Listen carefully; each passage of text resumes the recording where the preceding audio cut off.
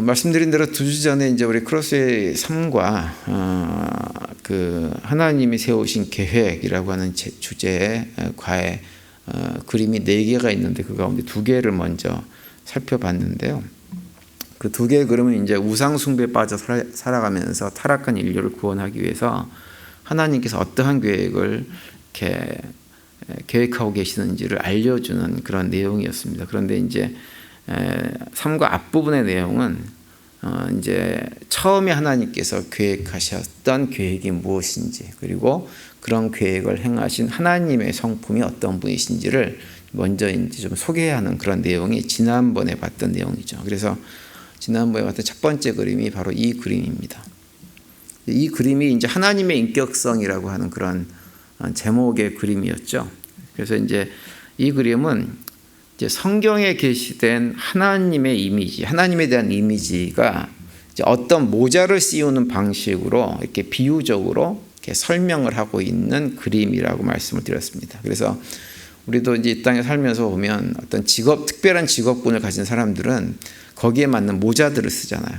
그래서 그 모자를 보면 그 사람이 무엇 하는 사람인지를 이제 알 수가 있는 것처럼, 이제 하나님이 어떤 분이신가라고 할 때 이렇게 한 8가지의 모자를 씌어서 우리가 하나님을 이해하는 방식으로 이렇게 설명을 지금 하고 있습니다. 이제 왼쪽 맨 위에 있는 모자는 학사모죠. 그래서 이 학사모는 무엇을 의미하냐면 모든 것을 다 아시는 전지하신 하나님에 대한 이미지를 얘기합니다. 그래서 하나님은 전지하신 분이다, 모르는 것이 없는 분이다라고 하는 이미지가 우리한테 있죠. 그리고 이제 그 밑에 있는 경찰 모자 같은 경우는 하나님은 어떠한 분이시냐, 나쁜 일 하는 사람들에게 벌을 주는 어떤 경찰 역할을 하시는 분으로 이해하는 것을 보여주고 있는 그림이죠. 그리고 이제 그 아래에 있는 모자는 주방장의 모자인데요. 이제 주방장의 모자는 어떤 의미를 가지고 있냐면, 하나님은 어떤 분이신가, 우리에게 일용할 양식을 공급해 주시는 분이다 라고 하는 의미에서 하나님에게 저렇게 주방장 모자를 씌워주기도 합니다. 그리고 이제 그 밑에 있는 것은 뭐냐 하면 산타클로스 모자죠. 그래서 산타클로스 모자를 씌울 때에는 하나님은 어떤 분이시냐, 우리에게 선물을 가져다 주시는 분이다 라고 하는 이미지를 나타냅니다. 그리고 이제 오른쪽 위에 있는 맨 위에 있는 모자는 마법사 모자죠. 그래서 마법사들은 어떤 의미냐면, 하나님은 우리한테 놀라운 이적들을 많이 행하시는 그런 분이다라고 하는 것을 이제 보여주는 어떤 이미지라고 할 수 있습니다. 그리고 그 밑에 있는 왕관은 뭐 두말할 거 없이 하나님 우리의 왕이시다라고 하는 그런 고백을 표현하는 의미고요. 그리고 그 밑에 있는 것이 뭐냐면 이제 청교도들의 모자라고 했죠. 그래서 청교도들은 굉장히 엄격한 규율에 따라서 신앙생활을 했던 사람들이기 때문에 하나님에게 청교도 모자를 씌워줬다고 하는 것은 뭐냐면, 하나님은 우리한테 이것은 해라, 저것은 하지 마라 라고 하시면서 아주 까다로운 요구를 하시는 분으로 이해할 때 하는 분들의 어떤 이미지, 그래서 그런 분들은 이제 하나님에게 청교도 모자를 씌워주는 경향이 많죠. 그리고 이제 마지막으로 8번째 청교도 모자 바로 아래에 있는 것은 뭐냐면, 의사들이 진료할 때 쓰는 그 머리에 붙이는 그거죠. 거울이죠. 그래서 이제 이것은 하나님을 이해할 때 하나님은 우리의 질병을 치료해 주시는 분이다라고 하는 것을 이제 보여주는 것입니다. 그래서 우리가 구약 성경에서도 사실 하나님은 여러 가지 이런 종류의 모습으로 우리가 이제 표현을 하고 있는데, 다만 이제 이런 모습들이 하나님의 어떤 하나의 측면을 설명할 수 있지만 하나님을 대표적으로 얘기할 수는 없는 이미지다라고 하는 것을 지난 시간에 말씀을 드렸습니다. 그러면서 그럼 하나님을 갖다가 대표적으로 보여줄 수 있는 이미지, 모자는 무엇이냐? 그것이 이제 다음 그림에 나오죠. 다음 그림에 보시면 이 그림입니다. 왼쪽 맨 위에 있는 동그란 것이 뭔가요? 가시관. 하나님께서 직접 쓰신 건 아니지만 하나님께서 스스로 쓰임을 당한 것이 가시관 모자입니다. 이 가시관 모자가 하나님의 속성, 또 하나님께서 우리를 위해서 행하신 모든 일을 그대로 보여주는 대표적인 하나님의 모자라고 할 수가 있는데요.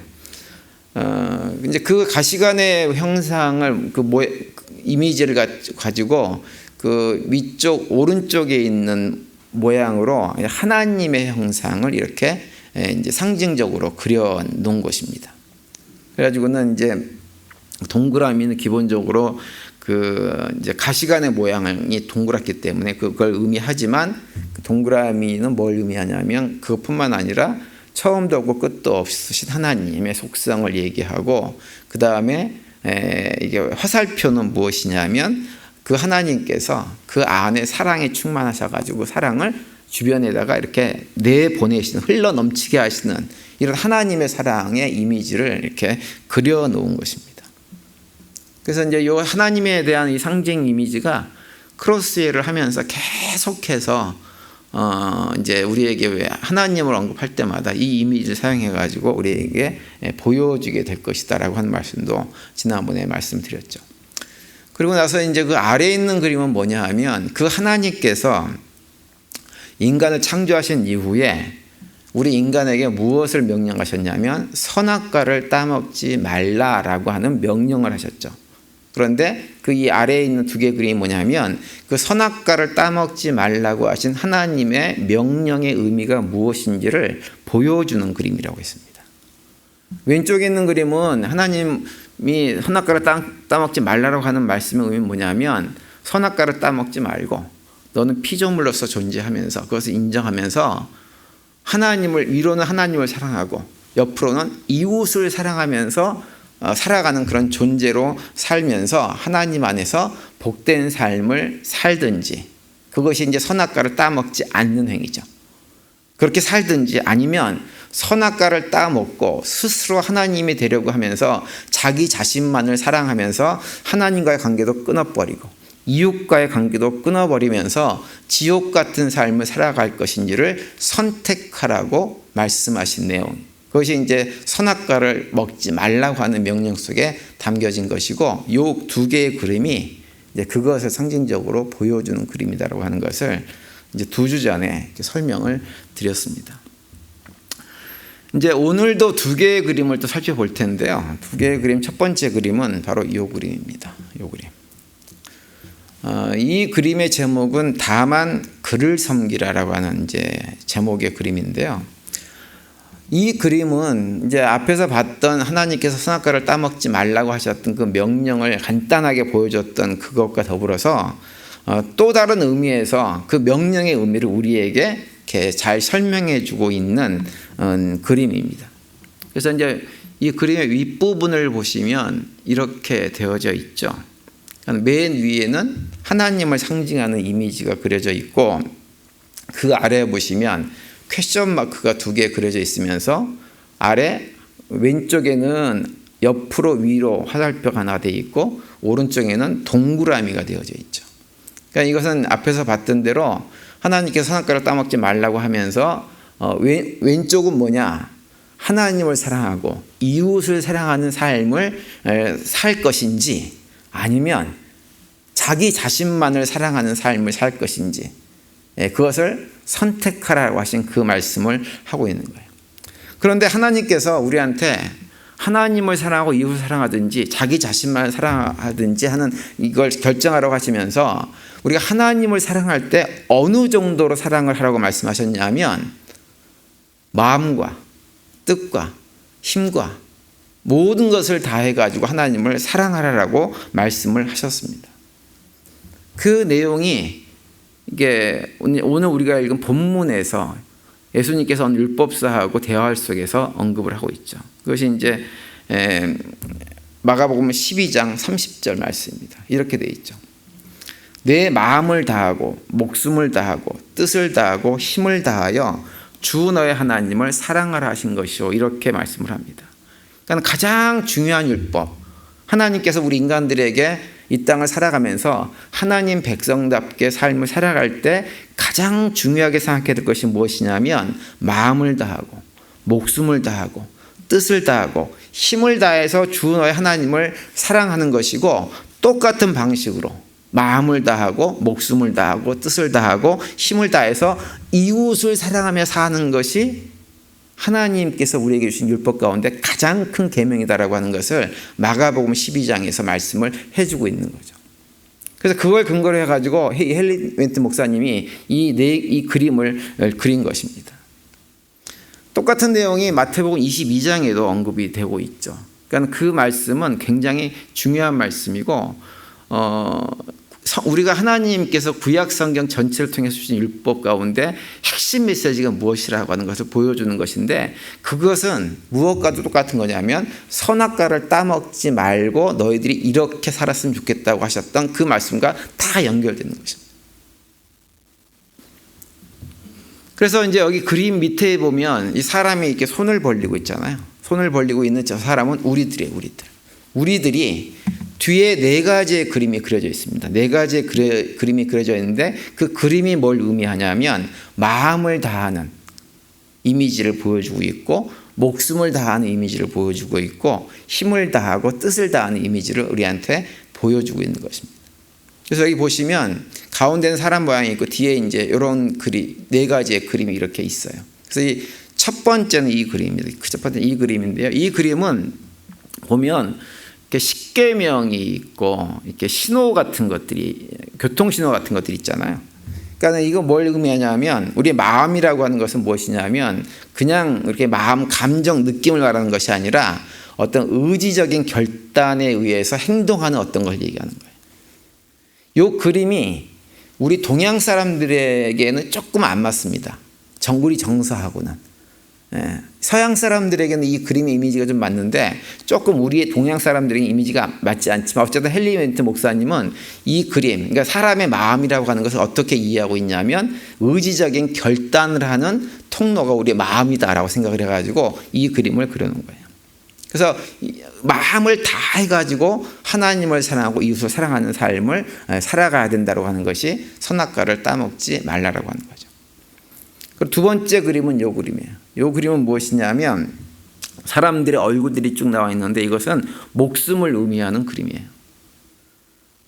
근데 목숨이라고 하는 것이 이제 서양 사람들한테는 어떤 느낌이냐면 단순하게 어떤 생명을 말하는 것이 아니라 우리가 어떤 내면적인 상태를 보여주는 것이라고 이해를 하는 것 같아요.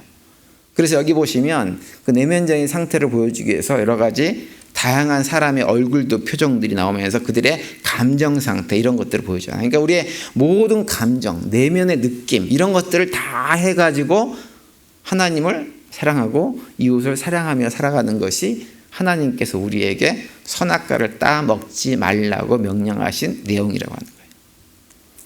그리고 이제 세 번째 그림은 요 그림이에요. 요 그림. 요것은 뭐냐면 뭐 하고 있냐면 지금 운동하고 있잖아요. 그렇죠? 그래서 이것은 힘을 신체적인 능력으로 하는 힘을 갖다가 이제 그림으로 그려놓은 것입니다. 그리고 마지막 네 번째 그림은 이거예요. 이제 대학을 졸업한, 이건 뜻을 의미하는 그림이죠. 뜻을. 그 지적인 능력을 가지고 힘을 다해가지고 내가 하나님을 사랑하고 이웃을 사랑하는 삶을 살아야 되는데, 이제 하나님께서 그러한 삶을 살아가라고 우리한테 그렇게 명령하신 것이 선악과를 따먹지 말라는 명령이었어요. 그러면서 그렇게 살든지 아니면 마음과 뜻과 목숨과 모든 것을 다 해가지고 하나님을 사랑하는 것이 아니라 자기만을 사랑하며 살든지 둘 중에 하나를 선택하라고 하나님께서 말씀하신 거죠. 선악과를 따먹지 말라고 명령하신 것은 그 둘 중에 하나를 선택하라고 하는 거예요. 지난주에 말씀드린 대로 그걸 자유의지다 이렇게 얘기할 수 있죠.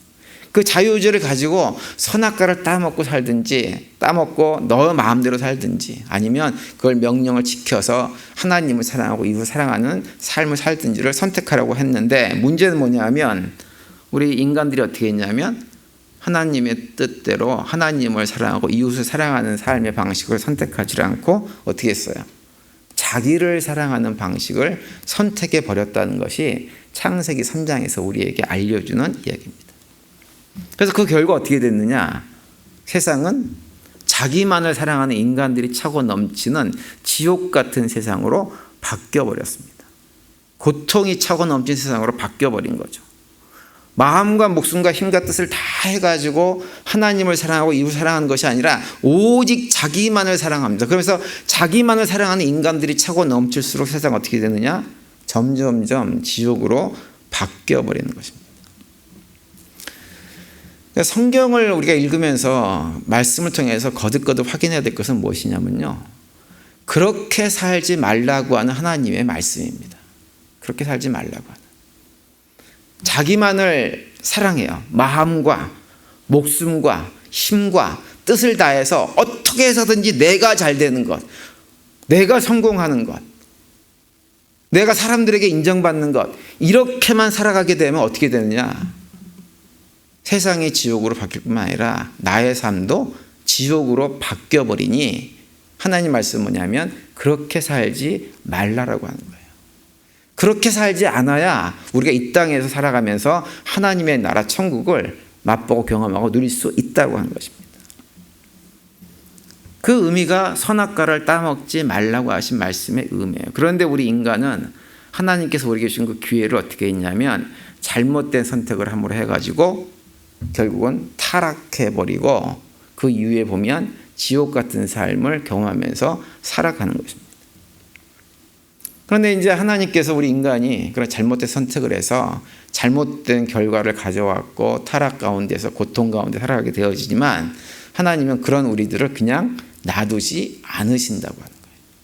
어떻게 하셨느냐? 우리를 구원할 계획을 세우셨다고 하는 것입니다. 지난번에도 한번 제가 그 예수님의 모습과 그 성도들이 예수님 이렇게 바라보고 있는 그 그림이 제가 크로스웨이를 처음 접했을 때 굉장히 은혜 받은 그림이라고 말씀을 드렸었잖아요. 그런데 이 3과 네 번째 다음 그림도 제가 이 크로스웨이를 처음에 접하고 나서 정말 무릎을 쳤던 그림이 이 그림입니다. 이 네 번째 그림이 이 그림이에요. 예, 이 그림입니다. 3과 네 번째 그림이 이 그림인데 이 그림은요, 이 그림 한 장으로 무엇을 다 얘기해 주냐면 성경 전체 이야기를 이 한 장이 다 얘기해 줍니다.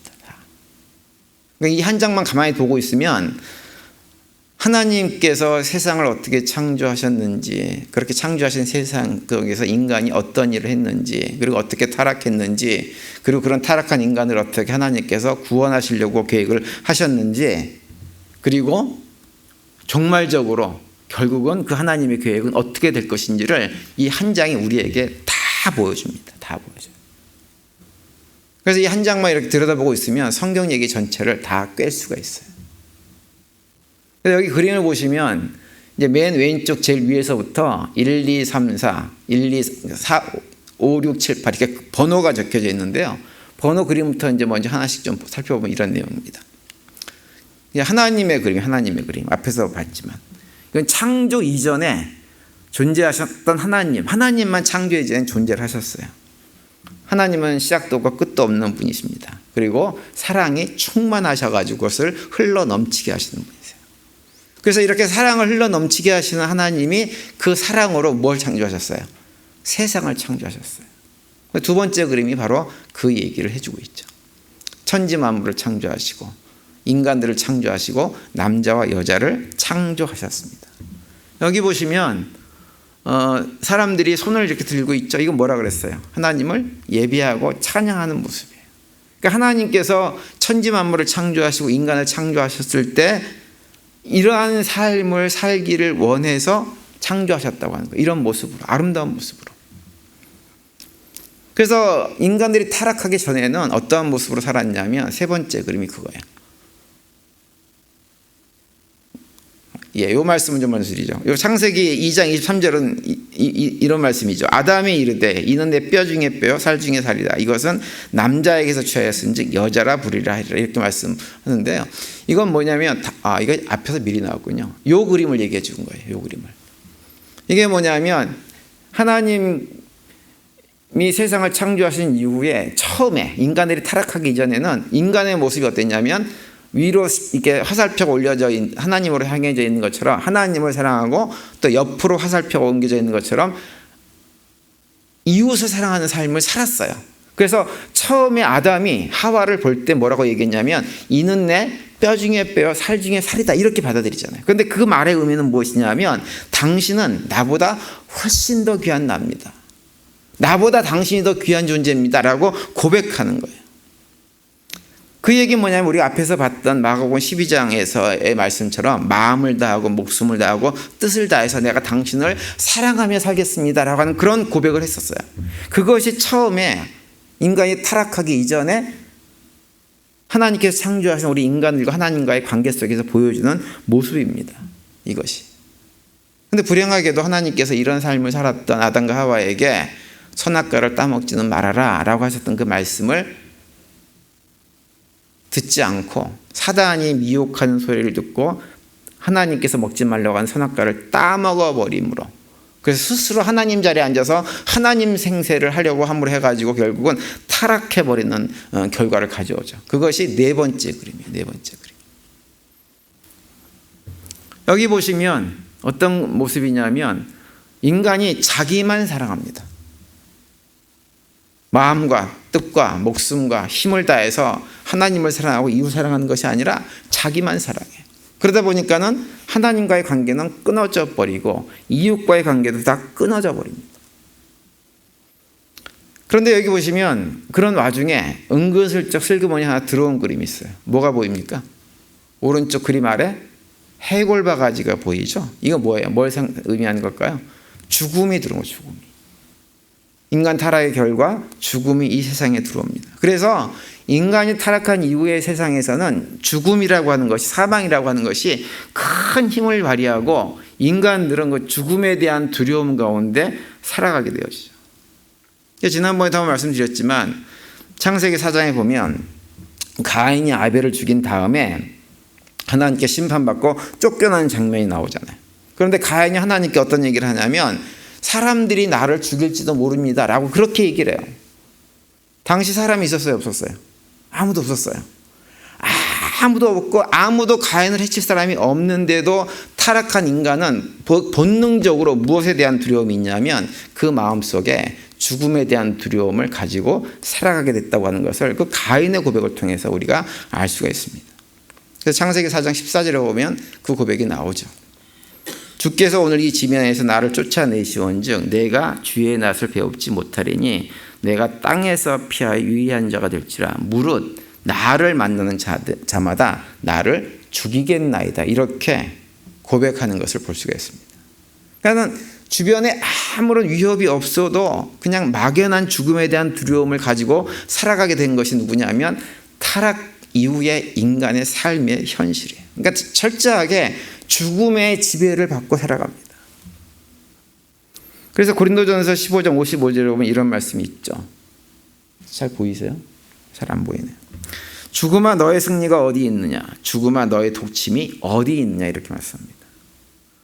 이 말씀은 죽음의 위협이 사람을 꼼짝달싹 못하게 하고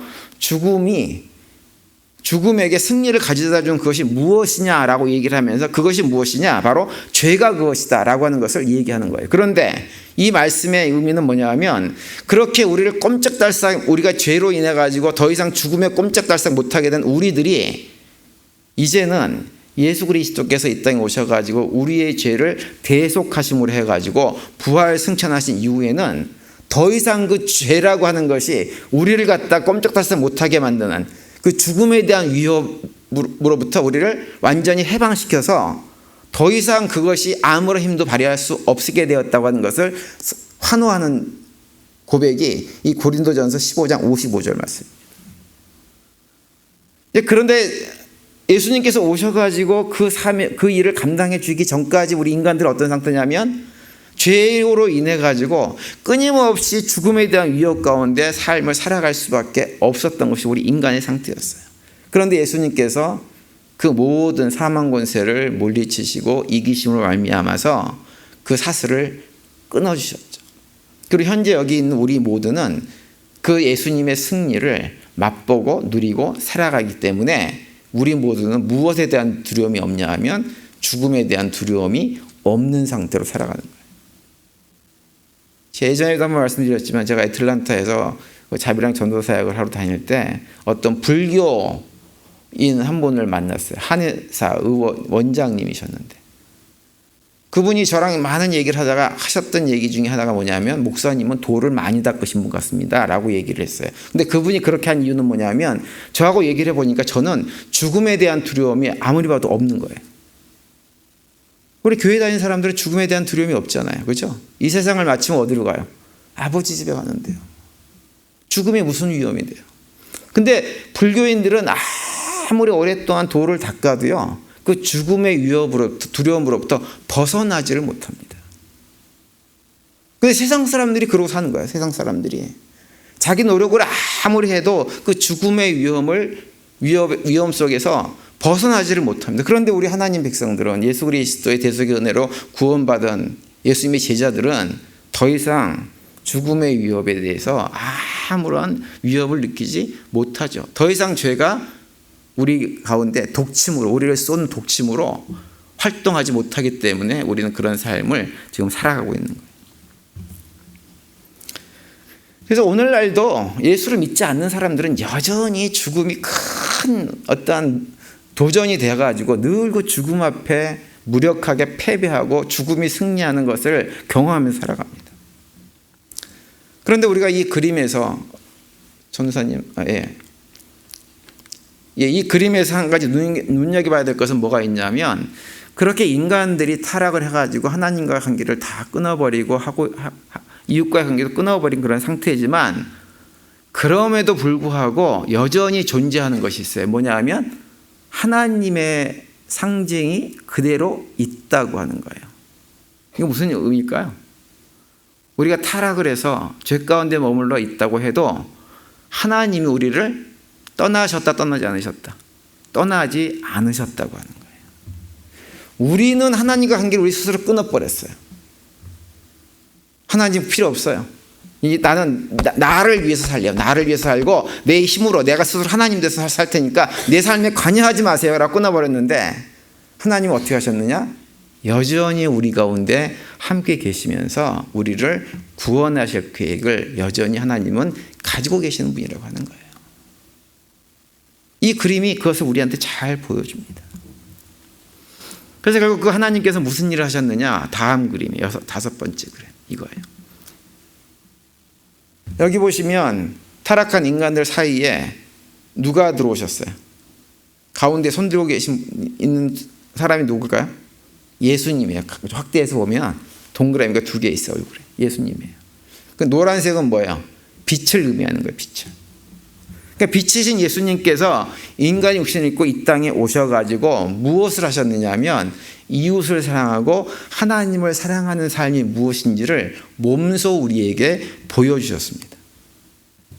그래서 예수님으로부터 이웃을 향해서도 그렇고 하나님으로 향해서도 이렇게 화살표가 이렇게 되어져 있는 거예요. 그런데 예수님께서 그렇게 오셔가지고 몸소 보여주셨는데 옆에 있는 인간들은 어떤 상태예요?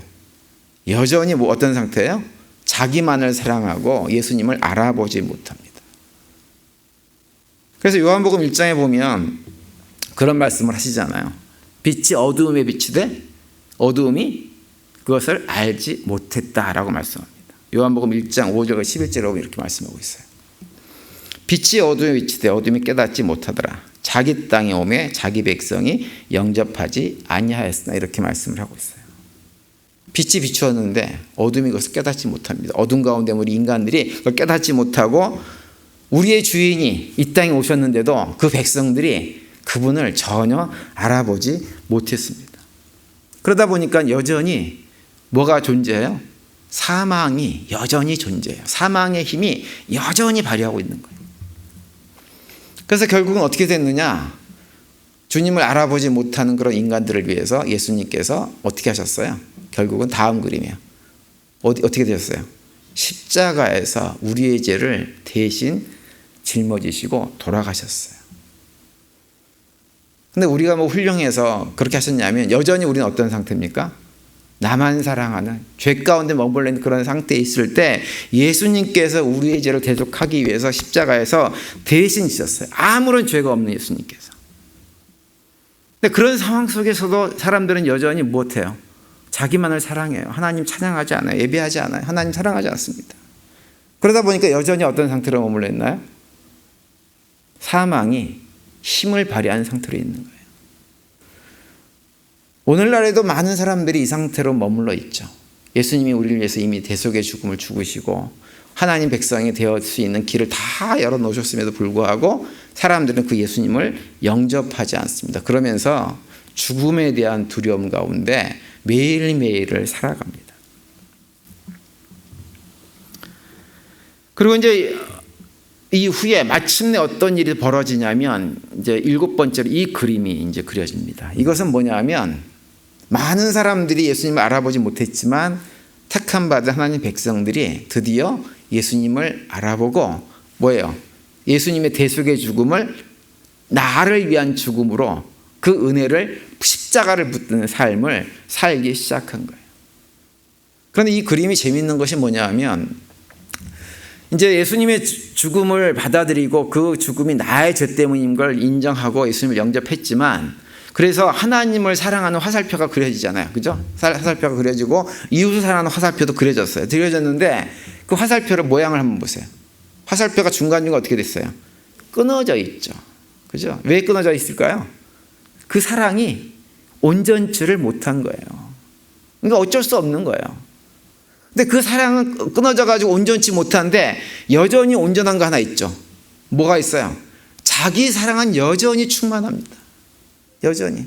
이게 우리가 예수를 믿고 살아가는 우리들의 안타까운 모습이에요.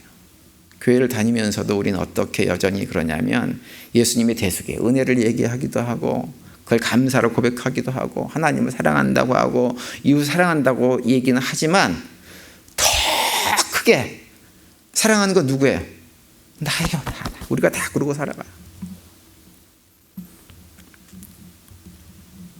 그러니까 우리의 사랑이 하나님으로부터의 사랑이나 이웃 사랑이 완전하지 못하고 우리는 여전히 이 땅에 살면서 이런 모습으로 살아갑니다. 언제까지 그렇게 살아갈까요? 예수님이 다시 오실 때까지 그러고 살아가는 거예요. 이게 어쩔 수 없는 우리의 현실입니다. 현실. 그러니까 너무 다른 사람이 나를 사랑해 주지 않는다고 불평하지 마세요. 그 사람이나 나나 똑같아요? 달라요? 똑같아요. 우리는 이 모습으로 살아갈 수밖에 없어요. 그리고 우리가 이웃을 사랑하는 것도 우리 힘으로 안 돼서 가운데 누가 있어요? 비둘기, 성령 하나님께서 도와주시니까 그나마 하나님을 좀 사랑하고 이웃을 좀 사랑하는 것처럼 하고 살아가는 거예요. 그런데 본질은 뭐냐? 우리는 끊임없이 여전히 나만 사랑해요. 나만 사랑해요. 그래서 누가 나한테 조금만 듣기 싫은 소리 하면 안 보려고 그러잖아요. 왜냐하면 내 사랑이 너무 크기 때문에 그래요. 정말로 하나님을 온전히 사랑하고 이웃을 온전히 사랑하면 상대방이 나에게 아픔을 주든지 어떻게 하든지 별로 상관하지 않습니다. 근데 내 사랑이 원체 크다 보니까 조금만 누가 나한테 힘든 소리를 하고 어려운 소리를 하고 기분 나쁜 소리를 하면 안 봐버리겠다고 마음 먹고 하는 것이 우리들의 모습입니다. 그러니까 이게 피차 마찬가지예요. 그러니까 다른 사람이 혹시 그런 모습을 보이면 그러려니 하세요. 왜냐하면 그 사람이나 나나 50보 100보 거기서 거기에요. 근데 여기서 보면 한 가지 또 이제 이런 상태에서 그나마 보면 앞그림과 달라진 것이 하나 있어요. 오른쪽 끝에 보면 뭐가 있던 게 없어졌죠. 뭐가 없어졌어요? 해골이 없어졌어요. 이건 무슨 얘기예요? 우리가 구원받고 하나님 자녀가 되어지면 이제 부족한 상태로 하나님을 사랑하고 이를 사랑하고 살아가지만 그럼에도 불구하고 우리는 더 이상 사망에 대한 두려움 속에 살지 않는 거예요. 그리고 이것은 문이 하나 그래 문이에요. 문을 그려놓은 거예요. 어떤 문일까요? 영생으로 들어가는 문을 그려놓은 거예요. 그래서 이 땅에 살면서 부족한 상태로 사랑하고 살아가지만 하나님께서 우리 삶 속에 개입하심으로 해가지고 하나님의 나라에 대한 소망, 아버지 집에 대한 소망, 그 집으로 가는 것에 대한 소망을 품고서 살아가는 것입니다. 이것이 우리의 믿음의 여정 가운데서 우리가 이 땅에 살면서 살아가는 삶의 모습인 거예요. 그 성경이 우리한테 그걸 갖다 그대로 보여줍니다. 그리고 이제 마지막 그림이 이거예요. 처음 하나님께서 창조하셨을 때 아담과 하와가 타락하기 이전의 모습과 비슷해졌죠. 그죠? 똑같아졌죠. 그림이. 온전히 하나님을 사랑하고 이웃을 사랑하는 상태로 된 거예요. 이것은 언제일까요? 새하늘과 새 땅이 오면, 예수님께서 재림하셔서 새하늘과 새 땅이 도래하면 그때 어떻게 되느냐? 우리가 온전히 하나님을 사랑하고 이웃을 사랑할 수 있는 그런 관계 속에서 더 이상 눈물도 없고 상함도 없고 미움도 없고 하는 관계 속에서 살아갈 수가 있게 되는 거죠. 요한계시록이 이 부분을 우리한테 설명을 해주고 있죠. 이 8가지 그림이 성경 전체를 우리한테 아주 간략하지만 정확하게 우리한테 보여주는 그림입니다. 그런데 우리가 이 8가지 그림 가운데서 조금 한 가지 좀 더 봐야 될 것이 있어요. 뭐냐면 이 그림인데요. 이건 제가 만든 거예요. 옆에 있는 것은. 4번 그림하고 7번 그림하고 8번 그림을 가지고 이렇게 만든 건데요. 이 4번 그림의 상태를 나와 너의 관계 속에서 이해하면 어떤 상태냐면, 나도 4번 상태에 있는 사람들은 나도 어두움 가운데 살아간 존재예요. 빛 가운데 있지 않고. 시커먼 거예요. 그래서 너도 어두움 가운데 살아가요. 어두움 가운데 살아간다고 하는 것은 나나 너나 다 누구만 사랑해요? 나만 사랑하고 살아가요. 그래서 어두움이 가득 찬 세상 속에서 지옥을 경험하며 살아가는 것입니다. 그런데 그랬던 과거의 우리가 이제 복음을 받아들이고 십자가의 구원의 은혜를 경험하고 하나님 백성이 되었어요.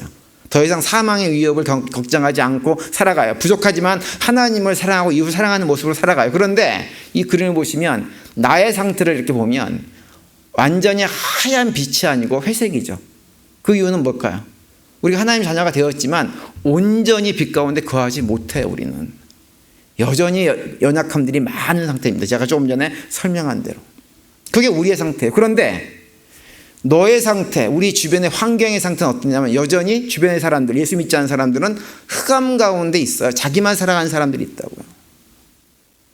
그러다 보니까 어떤 문제가 생기냐면 이 흑암 가운데 있는 사람들에 의해서 만들어지는 여러 가지 사건, 사고, 사회의 부조리, 악한 것들, 어떤 자연 환경의 파괴, 전쟁, 기타 등등 해가지고 우리 인간의 삶을 파괴하는 일들이 우리 주변에 존재할 수밖에 없어요.